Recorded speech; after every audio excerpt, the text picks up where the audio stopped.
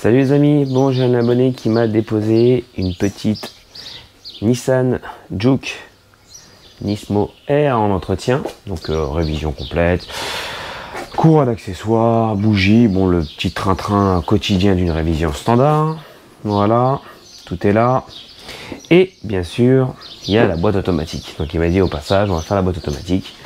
Donc sur la chaîne on n'en avait pas encore fait, j'en avais déjà fait moi sur Mercedes. Sur ces boîtes là c'est les boîtes CVT, il y a deux boîtes différentes, voilà. Donc on a l'huile, apparemment c'est une contenance de 8,5 litres sur ce modèle là, un tout petit filtre. L'avantage qu'on a, je vous expliquerai après tout à l'heure, c'est qu'il y a deux boîtes différentes. On a une boîte avec une jauge qui est ici un peu comme les Mercedes. Voilà, c'est parti, on y va.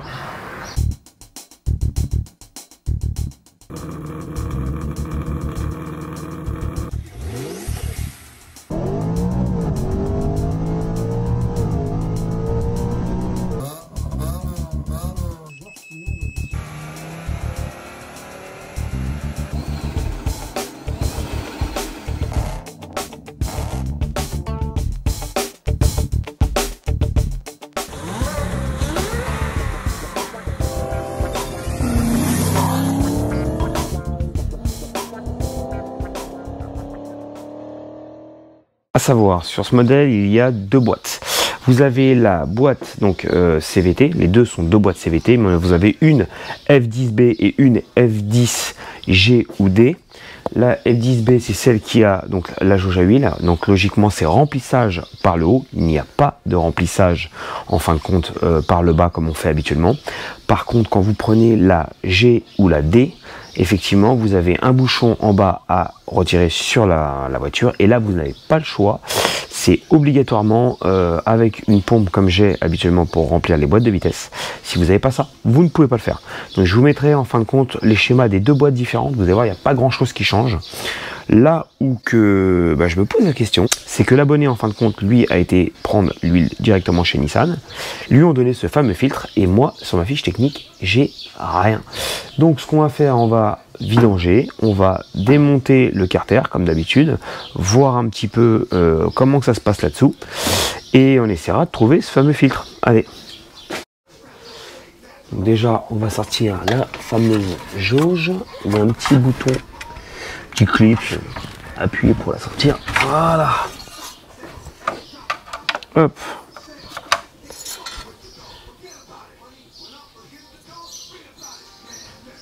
Ouais. Alors à savoir que le niveau c'est facho, hein. C'est que moi j'aime bien quand même regarder la gueule de l'huile. Là l'huile elle est quand même pas vilaine, en même temps elle a pas énormément de kilomètres, elle a 40 000 ou 50 000 si je dis pas de bêtises. Mais j'aime bien regarder avant. Donc on va lever et on va vidanger, c'est parti. Donc là on a notre fameux carter ici, là on a le carter moteur qui est là, vidange donc bien sûr ici, on va déposer ce carter vérifié au niveau donc de ce petit filtre. Sur les deuxièmes boîtes CVT que je vous parlais, donc c'est le même principe, vidange ici, mais vous avez un remplissage qui est vraiment en plein milieu du carter ici à dévisser. Et là c'est pas le cas. Donc allons on vidange. Donc vidange standard. Pour le moment, rien de spécial.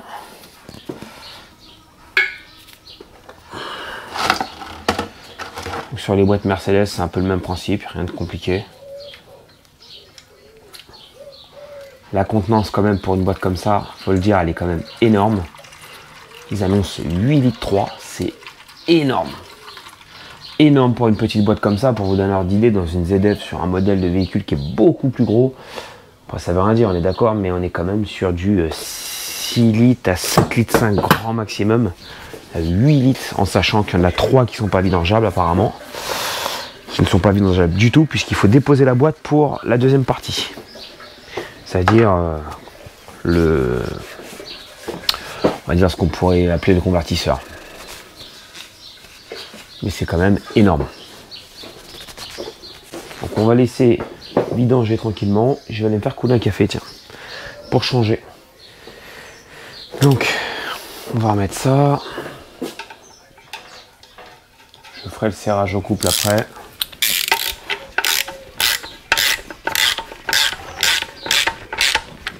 Voilà. Je serrerai bien correctement au dernier moment, une fois qu'on aura déposer tout ce fameux carter. Voilà. Alors maintenant, on va s'amuser à déposer le carter. Ça va être du 10 là-dessus. On va voir ça. Serrage 10 Newton, comme d'habitude.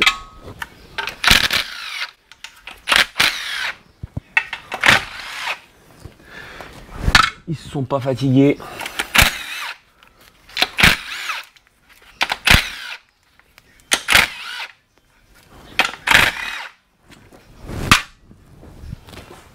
J'en ai fait une devant parce que derrière il faut que je passe à la main. Ça va être une galère. On va essayer de faire ça sans, on va voir si je peux passer comme ça, sans lumière, sans rien. Je vais essayer de nous mettre le berceau juste devant. Ça c'est pas intelligent ça. Normalement.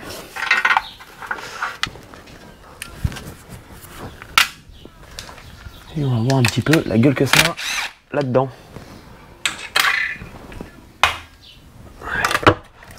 Ça, je le savais, je me suis déguisé.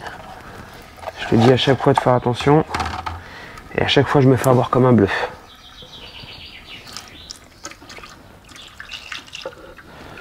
Hein, même vidanger, vous avez vu, il y a toujours une partie qui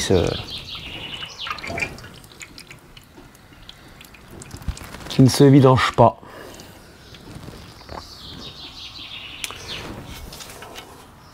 Donc on va nettoyer tout ça. Et puis bah une fois démonté, on s'aperçoit que Nissan se sont plantés. Puisque le joint que j'ai moi ne correspond pas du tout à ce que j'ai dans la voiture.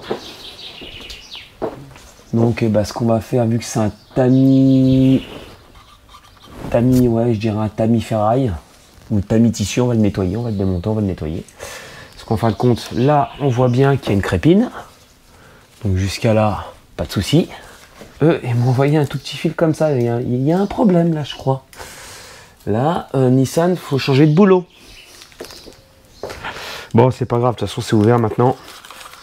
On va lui faire sa vidange. On va lui nettoyer sa crépine. Après la 40 000, on va bien lui nettoyer, bien lui souffler. Et puis la prochaine, je lui dirai qu'il fasse attention. Voilà. Donc, on va déposer ce petit tamitas. Hop. Hop. On va pas mélanger les vis, hein, quand même.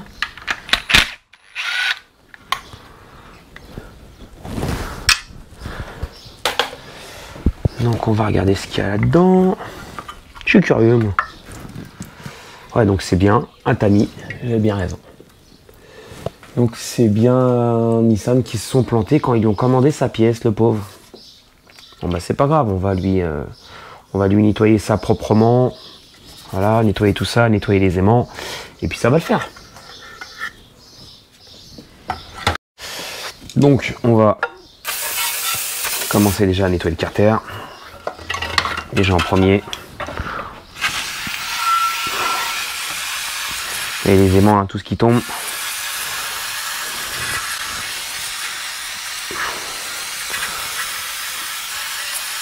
Ça va lui faire du bien.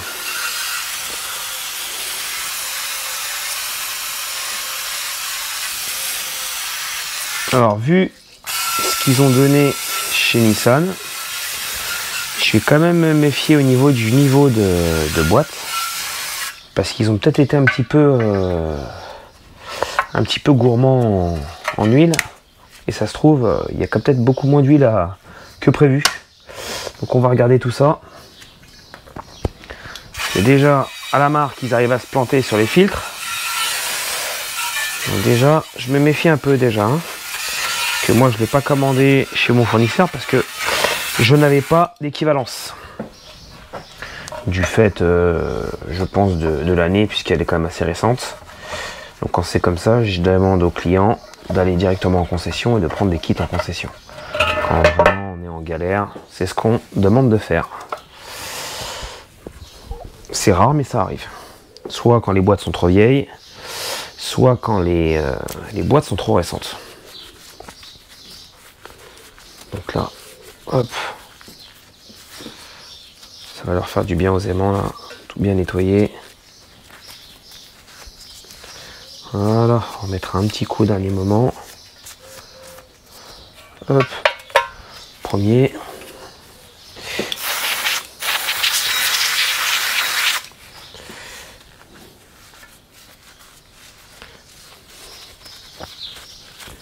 Deuxième. Hop.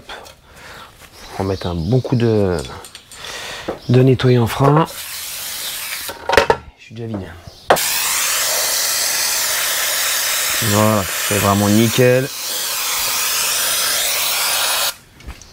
Et même les petits morceaux aussi qui restent des fois collés sur les aimants. Faire attention. Alors, des fois avec la force du produit ça s'en va. Sinon il faut le retirer à la main. Et voilà. Ça on va le mettre à côté. On va s'occuper de la petite crépine. Ouais.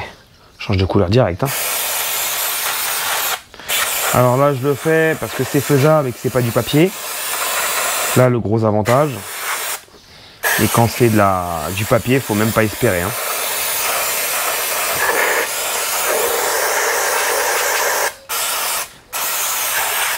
Vous voyez quand il y a la merde qu'il y a dedans. C'est, on voit les petits morceaux. On va le souffler un maximum, le nettoyer un maximum. Sortir tout ce qu'il y a, tout ce qu'on peut sortir.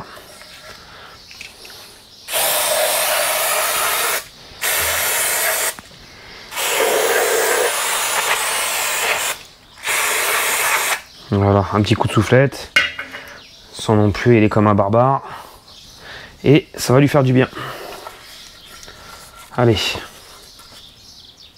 Donc maintenant, on va remettre tout ça en plat. Je vérifie quand même s'il n'y a pas, par magie, il y a un autre endroit où il y aurait pu y avoir un autre filtre, mais ça m'étonnerait. Hein. Je pense que depuis le temps qu'on fait des petites vidéos ensemble sur des boîtes, vous savez reconnaître un filtre et puis une crépine quand même. J'espère. J'espère. Hop là. Hop là. Et hop là.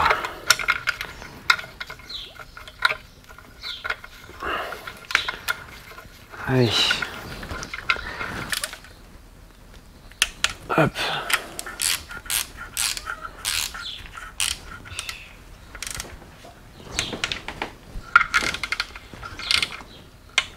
Et hop, ça c'est fait. Donc on va remettre le carter. Je vais mettre un petit coup de propre quand même un petit peu avant. Hop. On fera les serrages après. Hop là. Allez, on met ça en place. Voilà.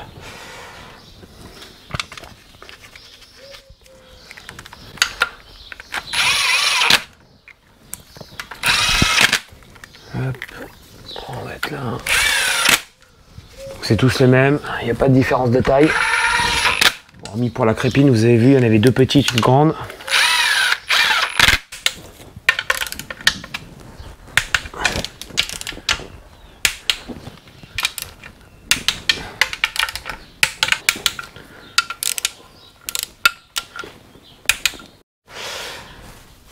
Et voilà, ça c'est fini. Un petit coup de propre dessus, ça lui fait du bien. On va faire le serrage du bouchon vidange. Donc c'était 34,5 en newton, une taille à la con, mais bon, c'est comme ça. Pourquoi 34,5? Bonne question.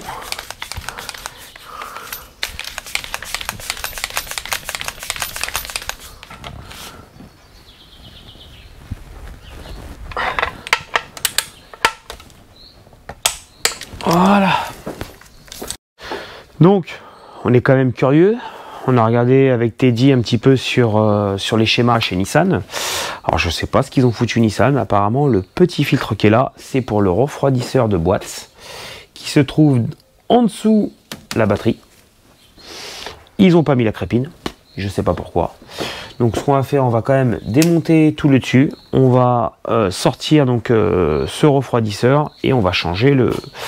si c'est bien le bon filtre, en espérant pas démonter pour rien. Allez. Donc, allez, là, on sort ça au bout d'une demi-heure, qu'on se bat. Et on arrive devant le fameux boîtier. Vu la gueule que ça a, j'espère que je ne vais pas le démonter pour rien parce qu'il me paraît énorme par rapport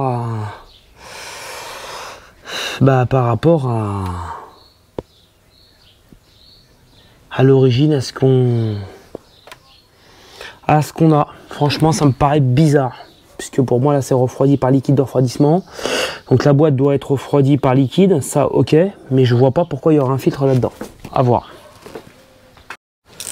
Donc, notre fameux truc est là.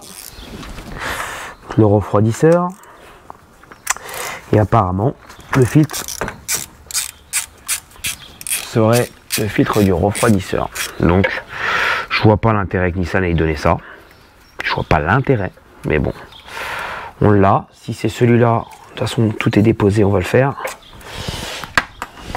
Et je préviendrai l'abonné pour la prochaine fois qui j'ai fait des photos, qui présente ces photos-là. C'est un peu bizarre chez Nissan quand même. Hein.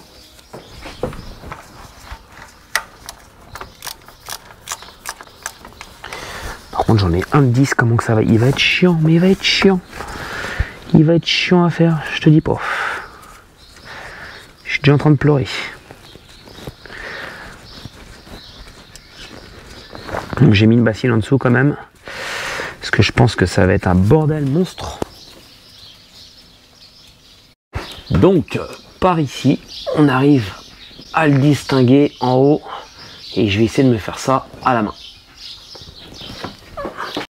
Donc, j'ai réussi tant bien que mal donc à défaire le fameux boulon en dessous. Donc là, on va pouvoir ouvrir. Et là, ça va être la surprise. Alors, jointorique. Est-ce qu'on a ce fameux petit filtre que j'espère que j'ai pas démonté pour rien, sinon je fais une crise cardiaque. Il y a vraiment pas de place dans la voiture. Sur ce modèle-là, c'est une petite tannée quand même. Hein, une toute petite tannée. Fais attention de ne pas manger les joints. Ce que je vais faire, voilà, on va défaire ce petit clip là pour avoir un peu plus de place. Et là, je vois quoi? Il y a un petit tube. Est-ce que c'est celui-là? Bon, on va dire, ils ont 50% de tort. Ils m'ont donné un fil sur deux. Ils ont donné à l'abonné un fil sur deux. Un filtre, c'est bien. Deux, c'est mieux. Mon Dieu, même pour le sortir, c'est une misère. Drôle de CVT celle-là, hein, je m'en rappellerai, tiens. Hop. Alors, voyons voir comment il est présenté, celui-là. Ouais, si, ça a l'air d'être celui-là. Ça a bien l'air d'être celui-là.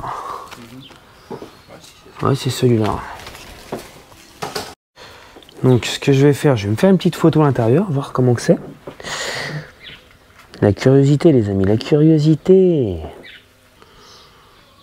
Voilà, de spécial. C'est un filtre comme un autre. Hein.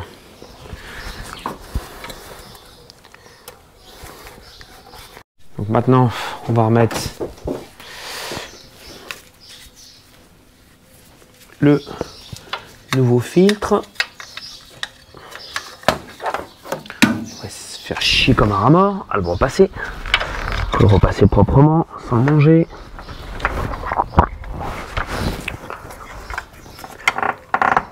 Voilà, il s'est emboîté. On vérifie que le joint là, pareil, ça ne m'avait pas fourni, donc ça va, il n'est pas bouffé. Mais bon, je comprends pas que les concessions, ils anticipent pas des trucs comme ça. Ça me paraît bizarre, moi. Mais bon, c'est pas grave. On est là, maintenant.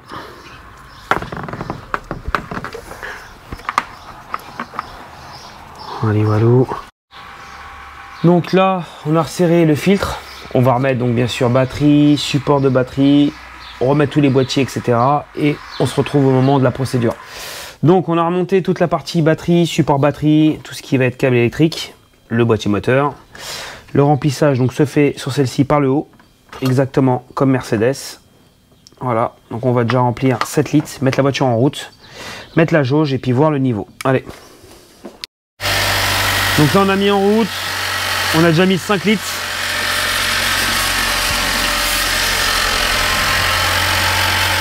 On va en rajouter à peu près 2. Faire déjà le niveau, attendre qu'elle monte à température.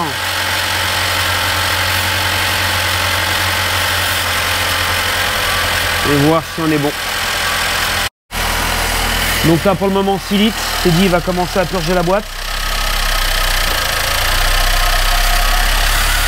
Et on va voir le niveau.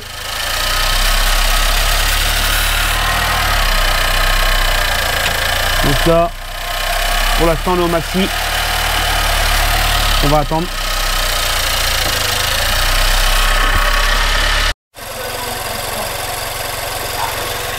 Donc, Mister Teddy est parti faire l'essai sur route pour la montée en température correctement.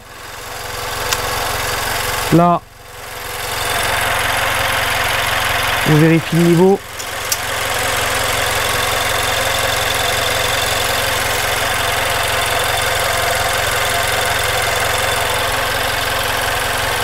On est bon. On est un petit chouille en dessous du maxi.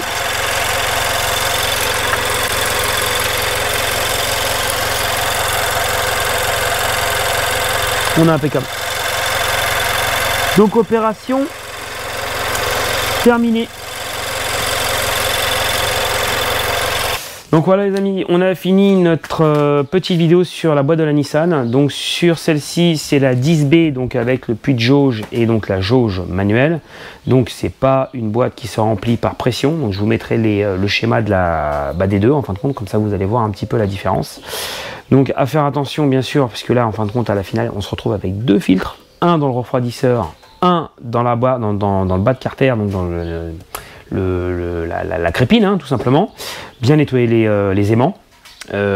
Pourquoi Nissan ne lui ont pas donné cette crépine là? Soit parce qu'il est tombé sur une personne qui était un petit peu, je dirais, bon à rien, soit réellement Nissan ne produise pas la pièce. Nous on a regardé sur les schémas, on a réussi à, on va dire, à trouver la pièce que mon abonné m'a donnée, mais j'en ai pas trouvé la crépine. Donc bonne question, je sais pas. Au pire des cas, c'est une crépine ferraille. Vous la démontez, vous la nettoyez, vous nettoyez vos aimants, vous remontez tout, on n'en parle plus. Pour le filtre papier qui est dans le refroidisseur, une petite misère. Vous avez 2 vis par au-dessus, voire 3, et il y a une vis, vous n'avez pas le choix, c'est par le dessous de la voiture. C'est une petite misère, mais c'est faisable. Donc pensez à bien remettre le joint torique, sinon bah, forcément fuite, hein, ça c'est normal. Niveau donc, de la boîte, température entre 50 et 80. Le mieux, ce que vous faites, vous remplissez 5 litres, vous faites tourner, vous jouez un petit peu avec les rapports comme on fait habituellement sur la vidéo.